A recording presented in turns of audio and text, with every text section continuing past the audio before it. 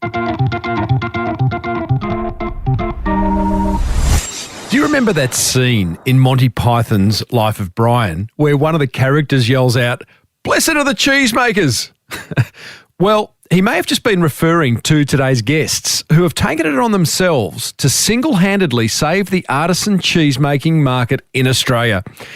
It's a very cheesy episode 537 of the 12-year-old, award-winning Small Business Big Marketing podcast. Well, I said, welcome to a small business marketing show where successful small business owners share their souls to take your marketing straight to the lead. Now, here's your host, Mr. Tim Reid.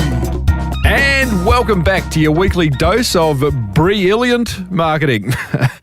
Another cheese joke there, just to kick things off. I'm your host, Timbo Reid. You, infinitely more importantly, are a motivated business owner ready to crank out some great marketing to build that beautiful, beautiful business of yours into the empire that it absolutely deserves to be. And that's exactly why this podcast exists. So if you love it, hit subscribe right now.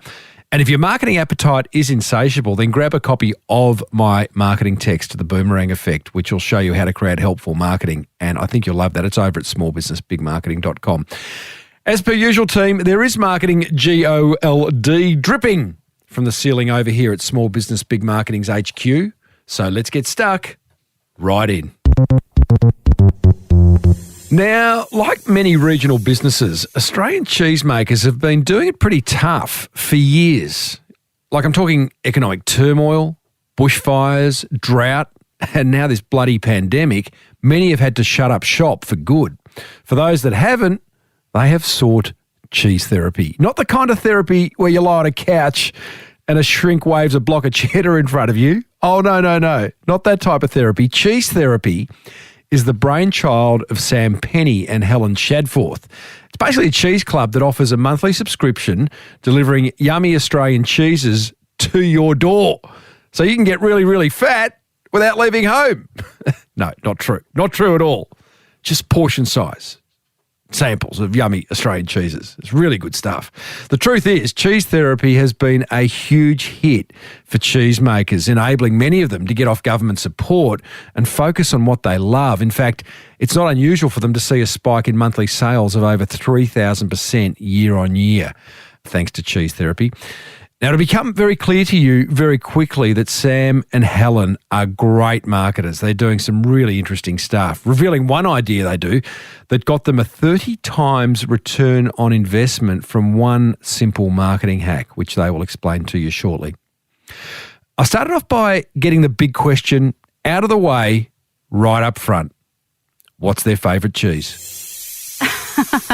I get asked this all the time. So I am a blue cheese girl. I love my blue cheese particularly. There's one cheese that at the moment is my favourite. It changes all the time, but at the moment, Apostle Way, a beautiful little cheesemaker down. Way. Yeah, Don't down. know it. Oh, well, they're down near the 12 Apostles. No doubt. Obviously. So Beautiful. anyway, they have a beautiful blue cheese called Balti's Blue Bonanza. Love it. They've got a sense of humour. They do. That's what we like. I'm guessing they're probably, and we'll talk more about these artisan cheesemakers, they're probably a bit like craft brewers. They have a kind of whole funky thing going on. But we'll talk about that in a minute.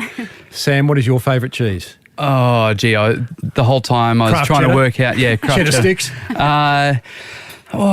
To be honest, I don't have a favourite cheese. It changes, I reckon, every day. Right. And do you sit on the fence about every decision? Helen, is he like that? Right. Shut up. Come on. And indecisive. Well, you're not a cheesemaker, are you? You're an indecisive cheese distributor. Jeez, you're a top bloke. I'm glad you brought the blue thing up because it's the elephant in the room, right? Like I too love blue, but every time I'm like, oh, that smells so bad. Yeah. Oh, don't worry. There's some pretty funky, stinky ones out there. How hard is it for an artisan cheesemaker in Australia to make a living in 2020? In 2020, it's actually been excellent for them. Up until 2020, they have all really struggled.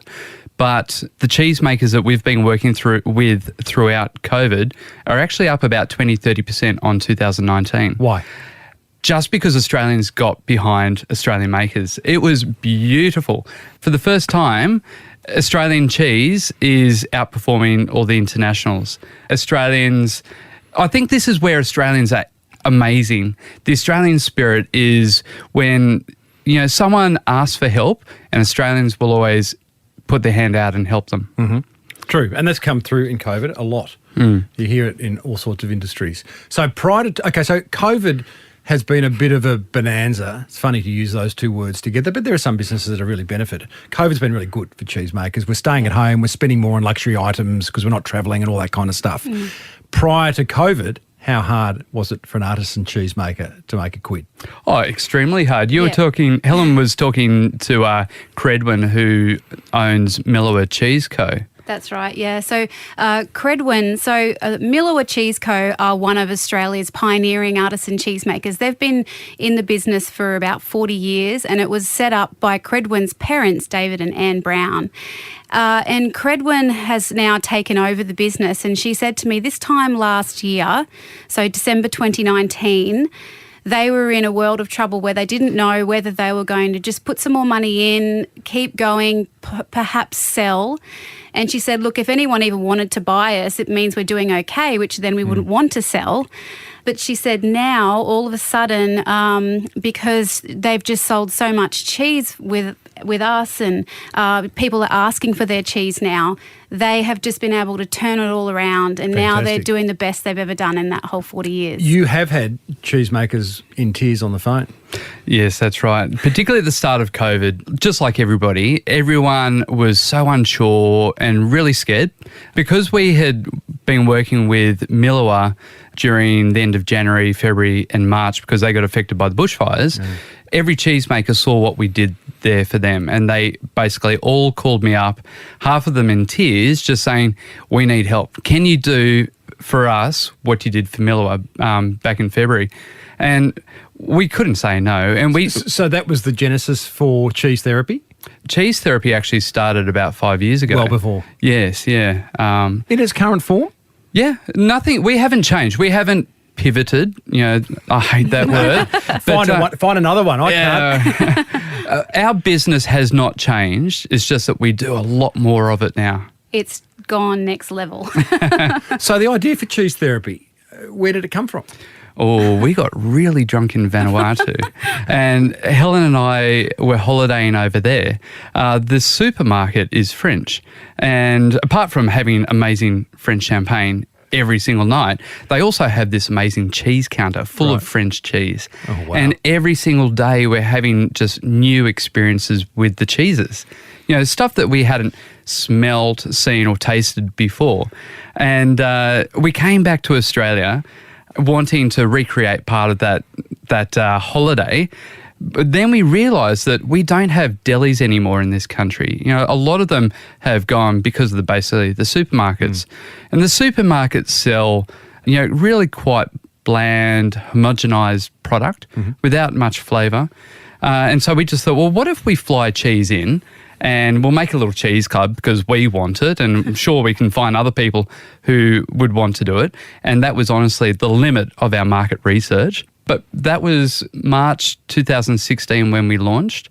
And I'm sorry that cheese was the highlight of your Vanuatu holiday, but I won't get involved there.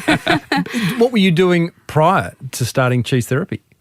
Were you looking for an idea? Were you in corporate jobs? Well, Sam and I are both quite creative people in our own rights, and we always, on a mission to do something. I'm a graphic designer and an artist, so I've worked as a graphic designer for 20 odd years. So you've been freelancing, you're sort of ready to go with something else, or we had the room for something else. Yeah, exactly. And I also have had my own little projects that I've worked on, creative things like children's brands. I've written kids' book. I do painting. I do fabric design. So I've always got something like a project on the go. So you're actually one of those graphic designers that also applies the learnings that you share with your clients to products that you come up with as well. Yeah, exactly. It's very obvious, and I want to talk about the brand later, but it's obvious in the cheese therapy visuals. Yeah, because branding is something I've always been passionate about as well. So I guess that side of it. So I think, and Sam and I both, we work together really well because we're similar, but we're also got very different skills that work together really really well. Yeah, I understand Sam, for example, is not allowed near Canva.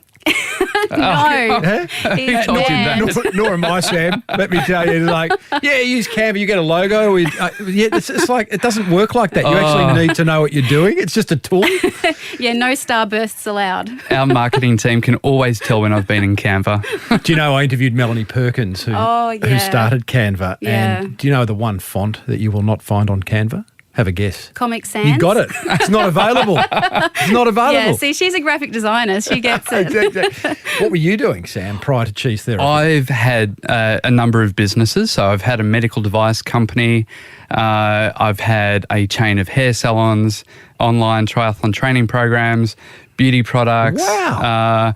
Yeah, a whole range of things. Just like a crazy entrepreneur that can't help himself when he sees an idea? Yes, yeah, pretty much. And by trade, I'm a civil engineer, but of course you are. Of course. Right. And is cheese therapy, of all those ideas, has it been the most successful? I don't necessarily mean financially either, but the most rewarding and... Look, my medical device company was a very rewarding company, both financially and personally. I created a product called the Circulation Booster. You put your feet on it, it zaps your feet, improves circulation in your legs. I was able to take a product, get it through about 1,500 pharmacies within about 3 years. But the best part about it was every single week I would get handwritten notes from 70, 80-year-old people about how I'd changed their life. It was amazing. And now we've got a similar thing with cheese therapy that, we have certainly changed the lives of our cheesemakers, but also people in these regional areas. Before you go into cheese therapy, I'm just interested to finish that conversation around your career. How long have you done each business for? Sort of like, is it a 3 to 5 year period? I was worried about you, Helen, because cheese therapy is 5 years old. Are we safe? Is he going to be around? I don't know. He gets excited by bright, shiny objects really easily. I got it. So do I. How do you avoid, because there's a lot of bright, shiny objects in this world. Since starting cheese therapy, have you been distracted and had to go to Helen, hey, you're not going to believe it, but I've just seen like a six-wheeled car and I think there's a market for it. I'm into six-wheeled cars now or something like that. I think what I'm able to do is just shut off a lot of those bright, shiny objects and just push forward on a strategy and see the strategy through. And, if it's an exit, for example, we had a successful exit from the medical device company. That was part of the strategy there. And with cheese therapy, we have a particular strategy in mind, which is really to support these regional and rural communities and small artisan makers. So I don't get distracted by the shiny objects. I do love shiny objects, though. Yeah. They're a lot of fun. But I think that what I've been able to do, through a lot of my endeavours, both like my sporting stuff, my business stuff, has always taught me how to focus and how to block out all the noise. Yeah, okay. Because you have swum the English Channel. Yeah. So I was only talking to a previous guest who'd employed an Olympian as a business partner, and it was a great decision because that Olympian, highly focused, just doesn't waver, has just this incredible ability to see the end game and head there. I guess that's what you bring with your English Channel kind of swimming abilities and all that. Yeah, exactly. I was going to say all that nonsense, but I do love a good ocean swim myself. Look, being face down in the ocean for 6 hours is not what you call the most exciting thing. But what you have to do is train your mind to block out everything, block out the boredom, the pain, the hunger, anything around you so that you can get through that 6 hours.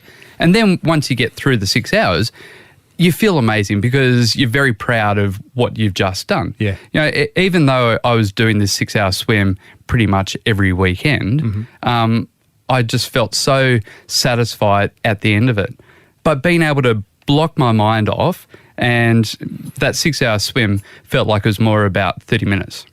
So you come back from Vanuatu. You've got this idea for some way of distributing artisan cheeses around Australia.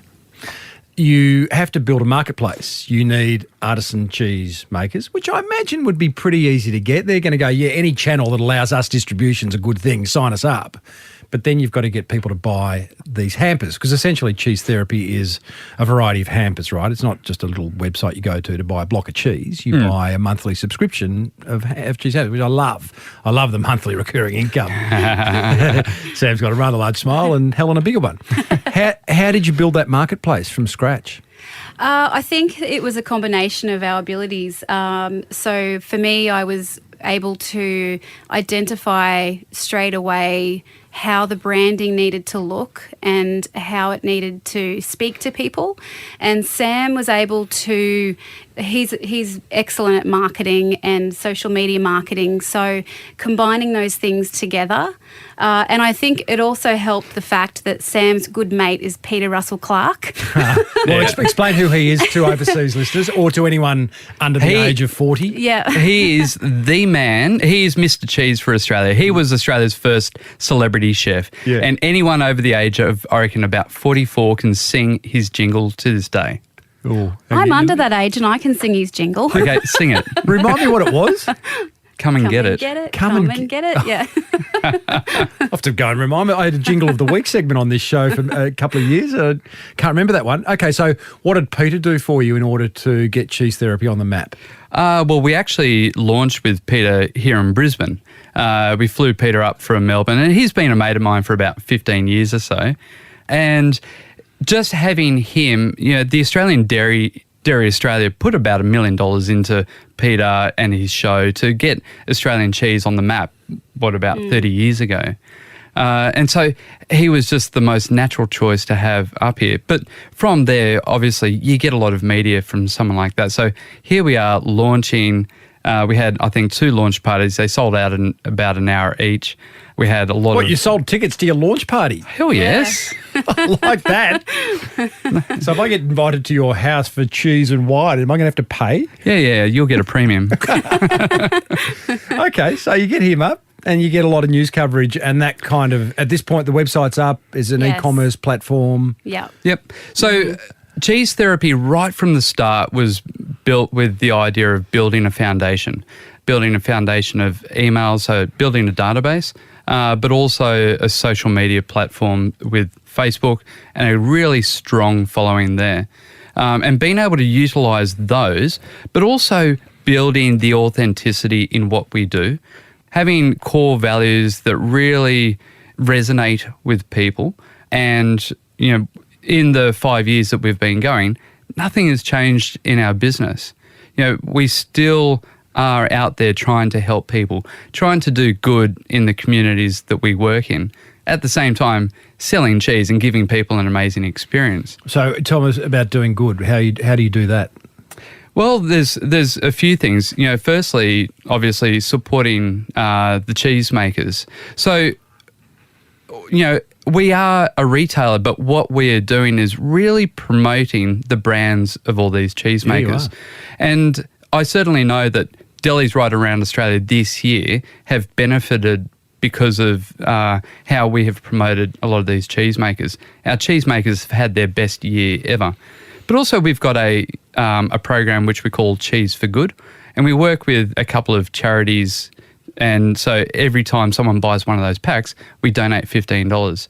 And so just being able to do things that, really make us feel good, but also make the person who's buying one of our packs feel good at the same time. I think too, the other thing, and this is something that has been right from the start as well, is also giving people in regional, rural areas of Australia access to these artisan products. I mean, we're on the Sunshine Coast, so we're not far from Brisbane, where I know, the main cities, you can get cheese and artisan products a lot easier, but regional and rural places just, they miss all of that. They do. So I think that that's something that I feel like we make people feel good, that they can, get the cheese wherever they are, on a cattle station out at Roma or wherever, yeah. So again, 2 parts of the equation, the cheesemaker and the customer. How does a cheesemaker get onto cheese therapy? Is it just, can anyone do it, or do they need to pay to be there? No. So it's just a matter of cheesemakers reaching out to us. I mean, we definitely have a level of quality and we always sample if it's a cheesemaker that we haven't known before or haven't had recommended to us by somebody that we know really well in the industry. We sample their product. They just send us a box of whatever they have selected, and then if Sam and I eat the whole box and want more, then we know that it's the right I hope you're cheese. still ocean swimming, young Sam. I had to take up running as well. Geez, I tell you what, that's fantastic. Okay, so get it. And so then with the hampers that you sell, there's a variety of hampers with a variety of different cheeses. You don't get to choose which cheese goes in there. Like you've That's right. kindly given me one here, which is absolutely beautiful design, by the way. It just looks awesome. Yeah. Like it looks really it's like comforting. And a lovely brochure. What are we talking here? Therapy box. It's a December edition. So you're doing that once a month, are you? Yeah, Every that's single right. month the cheeses change. So we want Okay. people to have a different experience every single month. Yep. And we don't let people choose their cheese because if they do, they'll keep Yeah, right. ordering the same thing. The whole idea is to experience a variety of different That's right. tastes. And also the cheesemakers are ripening the cheeses in their caves. And this is one of the unique things about cheese therapy. We've been able to shorten the time from cheesemaker to your plate. So we've got that down to about 7 days, which means that the cheesemaker is ripening it and they're basically producing the flavours how they want it to taste. Mm-hmm. Whereas if it goes into a supermarket, they need about 6 to 8 weeks shelf life on their cheese. Right. So you're not getting what the cheesemaker wants. And so that's been one of the real unique things. But also a lot of our cheeses are quite seasonal. And so, what's tasting great in December will not be the same in April. What are you charging a month? Around? $80. $80 for a hamper. How hard is it to keep people subscribed, and what do you do to maintain that loyalty? I think just always being able to be authentic with them. To be honest, we haven't put a lot of effort into trying to keep people. People just stay. I think because the experience that we're giving them is something that they put a lot of value in. You can go and buy cheese from a shop, but you're not going to get the experience that we have. So I would argue you are putting a bit of effort. I mean, it's a great product. Yes, to start yes. with, beautiful, and each cheese is represented unto its own brand. So you get the cheese therapy brand, and then you're getting all these brands within the box. It's a beautiful box. It's quite an experience, I imagine. When this box arrives, I mean, it's not just a little box that comes, that's, coming in the post. It's actually beautifully designed, black, nice little booklet. So it's a really nice experience. Yeah, because it's not just about the cheese; it's the whole experience. That's what it's about. Like from the minute that box arrives at your door, people already get excited, and we want to make sure that feeling stays there for the whole time that they're having that cheese. Yeah, Helen's got this saying, you taste with your mind. And, all the branding that goes into it makes people feel really good. Yeah. But also, the tasting notes in the booklet, we tell the stories of the cheesemakers. At no stage do we actually talk about the flavours of the cheese, because what we want to do is... Smells like rotten socks, tastes like Yeah. old eggs, which it may well, but Exactly. You know how winemakers talk about cherry notes and sort of wank Yeah. stuff, like sort of what we wanted to ensure that we weren't like wine wankers. Yeah. So we didn't want to be talking about the flavours. We wanted people to taste what they taste, because I can never taste the tobacco notes or anything like that in wine. It's funny. My previous interview today was with Stu Gregor, who's the co-founder of Four Pillars Gin. Oh, right. He was also talking about exactly the same thing. Like there is that whole wanky discussion around whether it's coffee or wine or gin or cheese. And then there's, as you said, the authentic kind of discussion, which I think resonates more definitely. with people. I mean, if you have a piece of Taleggio from Italy and someone just says, it smells like this, but it tastes like this, and you eat it, and then all you can think about is these things that confuse you. But if you say to that person, this cheese comes from this town in Italy and it's matured in a cave, and then straight away, then you take a bite, and your mind goes into that little cave somewhere, Yes. and it makes it way more exciting to eat it than thinking about, does it taste like that? I don't know. So It's Helen, not. to that, because story's everything. There's a great saying in marketing, tell, don't sell. And is it your job within the cheese therapy brand to tell those stories beyond just the visual design? I think both of us do it. Because copywriting's hard. Oh, it is, yeah. I mean, cheesemakers are very quiet, introverted people. So sometimes trying to get the information out of them is a little bit like pulling teeth. But I think that we're really lucky in the sense that we've known a lot of them now for quite a long time, and Sam particularly speaks to them quite regularly, that now they're comfortable with us and they can tell us things. And then if we hear them mention something that we're like, oh, that sounds interesting, and just asking them more about it and getting to know more of them and their family.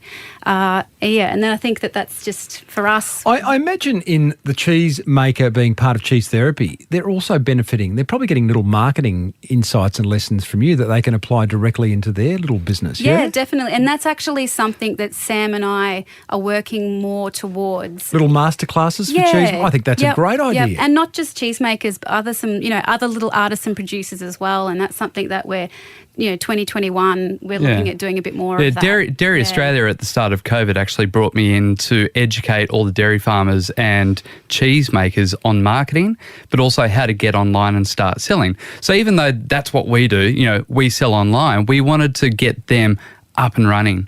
And it was great to see particularly the cheese makers take on our advice and do it, because they recognised that they just needed to do it. So education of our artisan makers is a really big part of what we do. It certainly makes our job a lot easier when they're able to tell us their story without us having to pull their teeth. Yeah, totally. So are we expecting to see coffee therapy, pate therapy, salmon dip therapy, I don't know, in 2021? Well, we actually just launched coffee. So there we go. So Helen and I... Let's talk. I'm just lining up all my addictions. Yeah, just all the things we love and, how we can... So Helen and I spent a few weeks meeting Australia's coffee growers. And we actually grow some amazing coffee in this country, but most people don't even know it. And also, I reckon 99.9% of people haven't tasted an Australian grown bean, and they're bloody beautiful. So we launched that early in December, and the response has been outstanding. It's exactly the same formula as what we've been doing with cheese therapy, telling the stories of these farmers, because there's some they live in Mareeba and places like that. Half of them are Tropo, and it's so much fun. The last time we went up there, one of the coffee growers took us up in a gyrocopter, and I had always sworn I would never hop in one of those things, and then we just didn't have a way to back out. Love it. I hope you captured all this for your suit. We certainly did.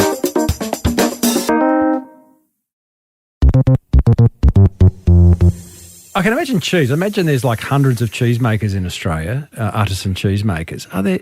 There can't be hundreds of coffee growers in Australia. No, there's not. There must be 10. There'd be about 15, 20, something like that. But enough for coffee therapy. Is it coffee therapy? It's called a cup less travelled. Why didn't you go with the sort of like coffee therapy, chocolate therapy, pate therapy? Why didn't you keep the sort of brand going? We didn't want to. We just wanted something that can be quite standalone. Why? Because I think that we wanted, particularly with coffee, so you can something. Sell it. So maybe. I gotcha. Yes, a cup less travelled. It really captures everything of what that is.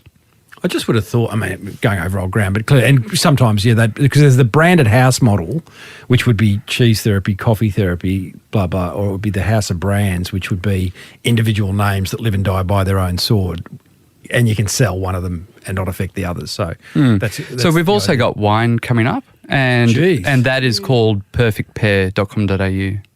Okay. And because each of our wines, we're specially selecting from the small producers that pair perfectly with our cheeses. So same business model?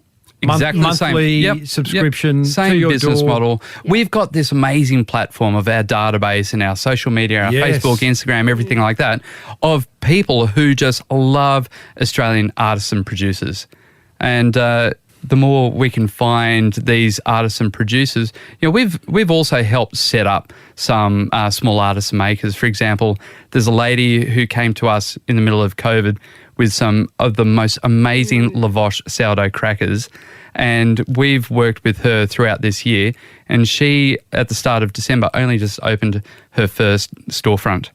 How fantastic. Yeah, amazing. And she supplies, we've got a grazing box which has some other artisan makers, non-cheese stuff, And because of us, she's now got her business up and running. It is a great thing to support these artisan and bespoke type people. I've been guilty of buying from the big box stores, but when you actually, and my girlfriend Sarah has been fantastic, because she won't buy anything except unless it's bespoke, which means there's an extra zero at the end of every price tag.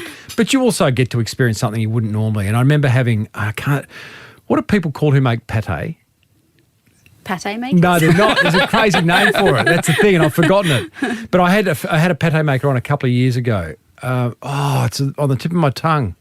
It's a crazy word. You should know it. You're in this industry. No. But anyway, he said, just don't buy that pair of Nike. Don't spend that $300 on the pair of Nike sneakers. Exactly. And walk into a local store and Yeah. Each of these artisan makers, they're small. They don't have the marketing ability of what we do. That's our specialty. Yeah. But also we've got the ability to ship anywhere in the country. So, for example, Nhulunbuy in Northern Territory, I had to look it up on a map to see where on earth it was, but we have sent so much cheese to Nhulunbuy. And what's going on there? Yeah. Oh, exactly. But it's amazing that you can have a cheesemaker 40 k's south of Hobart and having their cheese all the way up at Nhulunbuy. It's crazy. And just being able to offer that kind of coverage to all of these small makers who have never been able to achieve anything like this. Mm-hmm. And I actually think that is another positive that's come out of COVID. I think that it's almost like going back to the day when you would go to the main street and you'd buy your meat from the butcher and you'd buy your bread from the baker and you'd go to all the specialty shops to buy your goods, whereas now that's happening again, but it's happening online. Instead of in your main street. But it also means that suddenly the street's got more makers in it because you've got more to choose from. And I think that now people realise how easy it actually is to do that, rather than go onto a big supermarket website and it's, I find it so frustrating trying to find anything and fill your trolley up on. Whereas now you can just go, the sites where you want to get it from, and it's easy. Do you guys? What else do you buy online that's bespoke? Been interested to know. Well, we've got wine sorted now. We've got coffee. We've got cheese. Just buying all your own product. we set up a warehouse, 2 warehouses in Geelong halfway through COVID, and we actually have to order our own cheese to get sent up to the Sunshine Coast now. Don't they know who you are? Exactly. I don't think they do. Goodness me.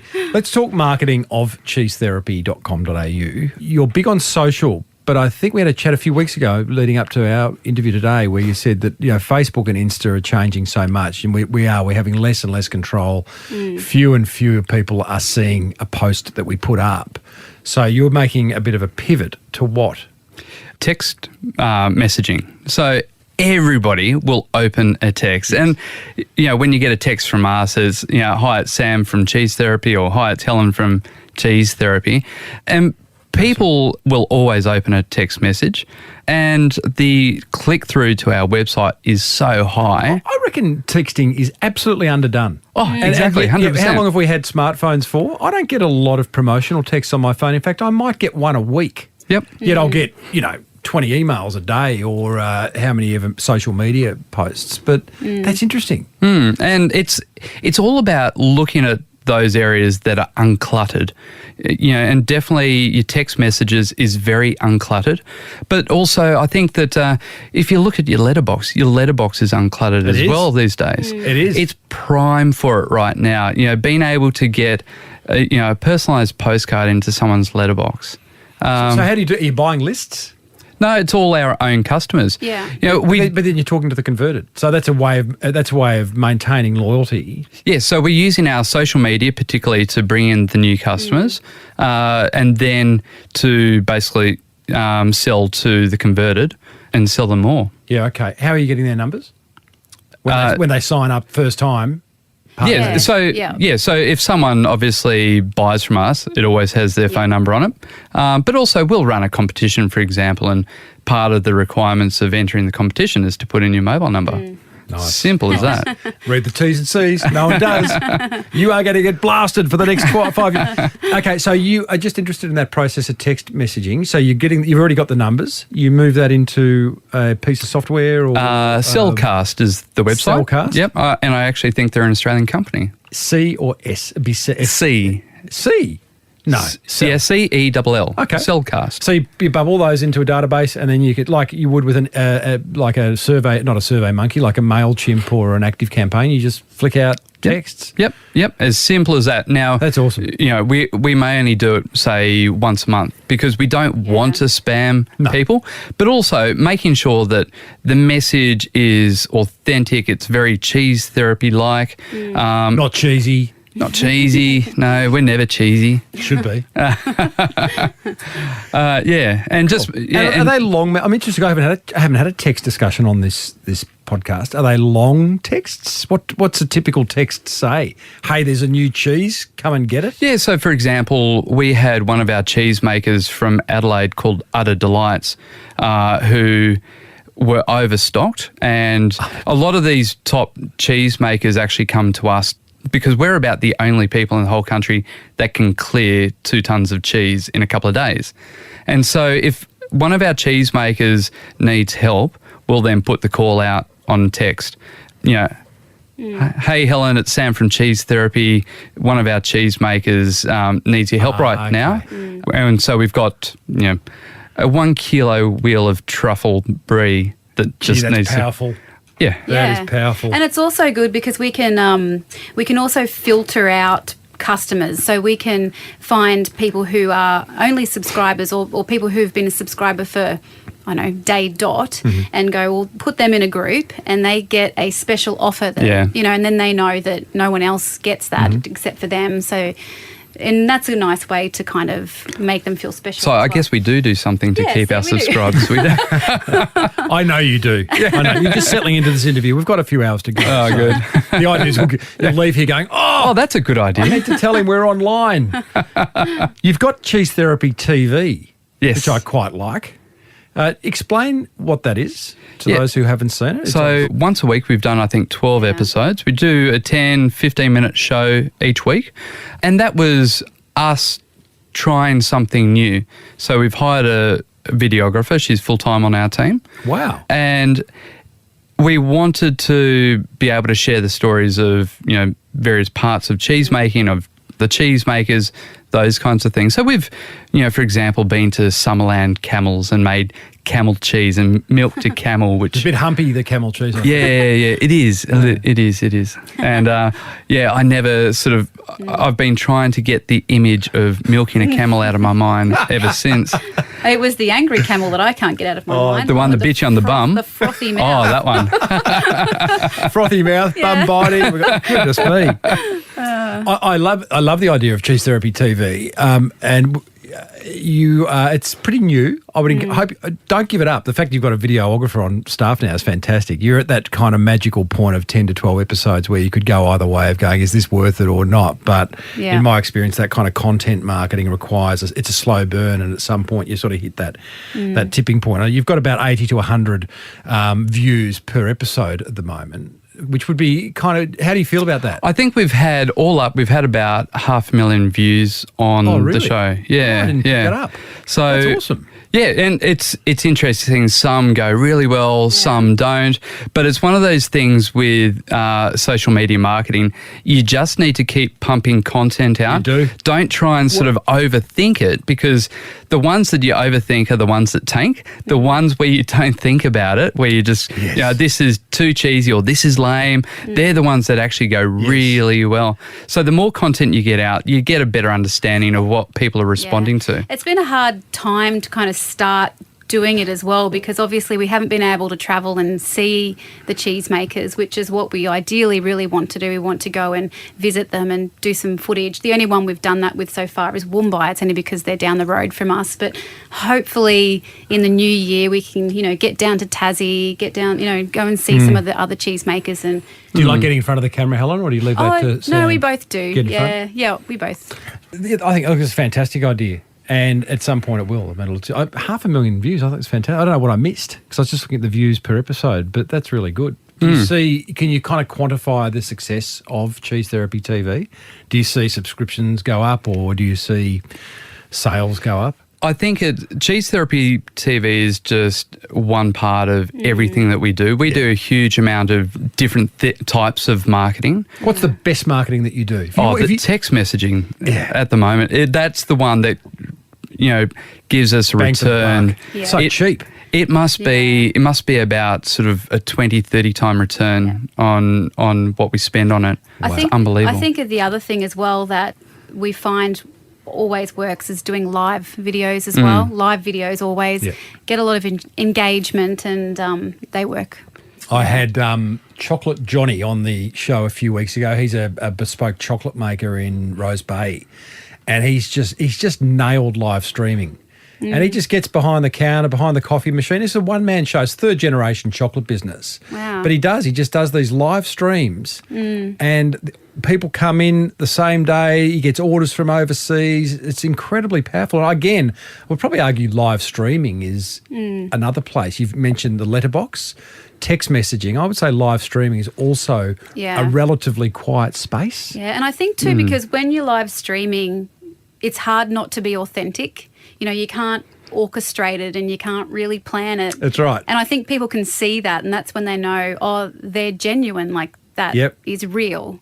Yeah. Yeah, and we interview cheesemakers, for example. So we'd sit down, they'll be in, say, Tasmania, and us in Budrum on the Sunshine Coast, and we're both sitting down on the couch, glass of wine, and people join us on a Saturday night. Love it. It's been fantastic, and being able to share those stories, for 45 minutes or something like that, and I think we really sort of recognise that people are investing 45 minutes of their time to watch us, to listen to what we have to say. And we never take that for granted. We always want to make sure that what we're putting out there is really valuable to the person.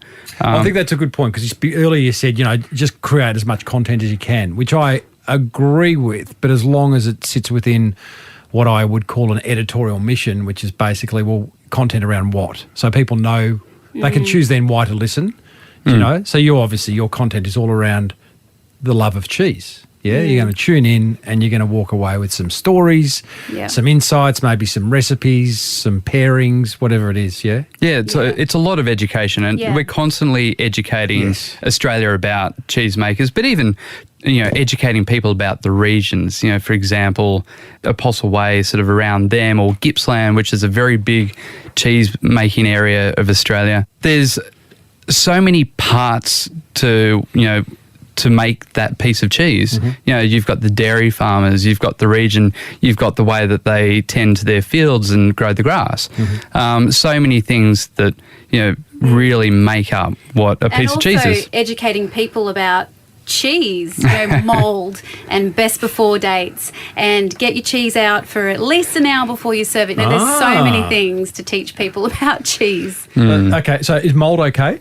Yeah, mould is good. Well, that's blue cheese, right? Yeah, but Is also blue cheese penicillin? Yes. Yeah, okay. Yeah. Figure that out. But also, people will say to me, "Oh, Helen, I don't like blue cheese because it's got mould." Yeah. I'm like, do you realise what the white is on the outside of that brie that you're eating? It's mould. Like, people don't realise. Yeah, it's funny. I asked you what your favourite cheese was. One of my, you're going to cringe at this. I like that orange cheese that you put on hamburgers. In America. Oh, the plastic stuff.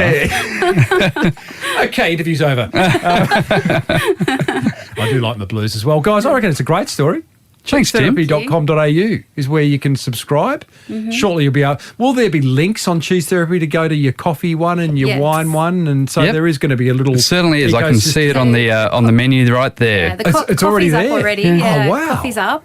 At the moment, the wine is just in our hampers, and that will hopefully be launching soon. Yes. You're going to be busy. How big's the team? We just had our Christmas party in Geelong, and we had about 20 people at the restaurant, and apparently they all work for us. Yeah. It was the first time we've been able to venture down to Geelong and meet our team. Every time we have Zooms with them, they always had masks on. So when we got down there, we actually didn't recognise any of our team. And then we've got 5 of us working on the Sunshine Coast. Yeah. Yeah, so that's our sales and marketing team up here on the Sunshine I Coast. imagine that's about to grow with coffee launching and wine. Good on you. Great story. Fantastic. Do you love it? Love it. Yeah, This is pretty good. this is so much fun. You think you can keep going, Sam? Just no more bright, shiny objects? Hey, please, I'm good at the endurance stuff. You are good at endurance stuff. All right, mate. I'll see you in the ocean. Yeah, brilliant. Helen, wonderful work on the brand. Thank you. Cheesetherapy.com.au is where you'll find it. Thank you, guys. Great, thanks, Tim. Timbo. Like I said, team, at the start, blessed are the cheesemakers. What a great couple of marketers. Sam Penny, Helen Shadforth, Cheese Therapy. Here's my top 3 attention grabbers from that chat with them. Attention grabber number 1. I love Sam's idea of looking for uncluttered communication channels like letterboxes and texting. What did he get, a 30 times ROI from texting when they wanted to clear 2 tons of cheese? Love it. Remember, when everyone else is yelling, whisper. One of my favourite little quotes. Attention grabber number 2, great content. There's not a business out there that shouldn't have this as part of their marketing strategy. Create great content. If you don't know how to do it, read my book, The Boomerang Effect. You'll get it over at smallbusinessbigmarketing.com. And attention grabber number 3, live stream. Get into it. Sam and Helen are doing it really well. We've had other past guests like Johnny Capos, the chocolate guy who's using live streaming very effectively. It's free. It's effective. It'll help you build a personal brand. It'll help you build confidence in your messaging and the way you speak to your prospects. Get out there and do it.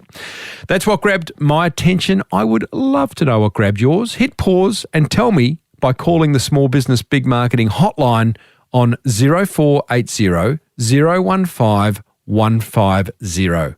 Just like Laura Ann did. Hi, Timbo. It's Laura Ann here from Boston and Bee. Boston and Bee launched on Tuesday, so a couple of days ago, and we sell beeswax wraps. They're an eco-friendly, reusable, bougie alternative to single-use plastic. We individually use 130 kilos of plastic each per year, and only 9% of that plastic gets recycled. And further to that, studies had shown that plastic has actually entered our food chain. So basically, in some of our foods, there is plastic, which is pretty gross. With a focus on a bit of a difference where a lot of the other beeswax wraps on the market are like they've got animal print on them or fruits and vegetables on them, and I wanted mine to be a little bit more classy, have a tie-dye or a geometric type of feel to it. So I've done that. I guess I'm having a bit of an issue with social media. I'm trying to use the TikTok thing and I'm trying to get out there, and it's just hard. And you go to bed at night. You know, today I've had one sale, which I'm extremely grateful for, but worried because, you know, I've got a 20% launch sale happening at the moment. If people don't want to buy them when they're on sale, then are they going to want to buy them at all? So I've got a lot of self-doubt. Anyway, I came across your podcast and I was taking my dog for a walk, and I just want to thank you because it's amazing. And I'm trying to get loads of tips. If you have any tips about getting me up in the rankings of Google, granted, I haven't listened to all of your podcasts, I've just found it today, then I would love that. Hope you have an awesome week, and thank you so much for your podcast. I really appreciate it. Bye. Laura, what a wonderful, wonderful message. The fact that you only discovered my podcast today or when you sent that message and then decided to call the Small Business Big Marketing hotline immediately, I love that. Congratulations on launching your new business. I love the idea of it. I reckon you're onto something. Lose the self-doubt. Just commit 110% to building your beeswax packaging, wrapping business. I think it's awesome, and you'll never look back. And if you really do love it, then you'll never work another day in your life. So well done. In terms of episodes to listen to, My view, first of all, have a listen to episode 521, which is with the search engine optimization guru, Harry Sanders. The whole episode is titled How to Get Your Business on Page 1 of Google, and he explains exactly how to do that. And then just go and listen to episodes randomly. I say to people, don't look for me interviewing people within your industry. Look for me interviewing people outside of your industry so that you get a completely different perspective on how you could go about building that beautiful business of yours, Laura, into the empire it absolutely deserves to be. I wish you mountains of luck with it. Everyone else, do what Laura did. Give me a buzz on 0480 015 150. I won't answer it, but you can leave me a message. Next episode, we catch up with past guest Stu Gregor, who's the creator of 4 Pillars Gin, which recently won the best gin in the world 2 years running at the prestigious International Wine and Spirit Awards out of London. And boy, oh boy, just between you and I think Stu is one of the great marketers, and he has just a mountain of stuff to share about how he's managed such success. If you're looking for even more marketing love, be sure to grab my book, The Boomerang Effect, over at smallbusinessbigmarketing.com. If you're loving the podcast, then you'll find 356. You'll actually find 536 more episodes, as has been the case for the past 12 years. This podcast was presented by me, Tim Reid. Until next time, thank you for tuning in. Now get out there and take action.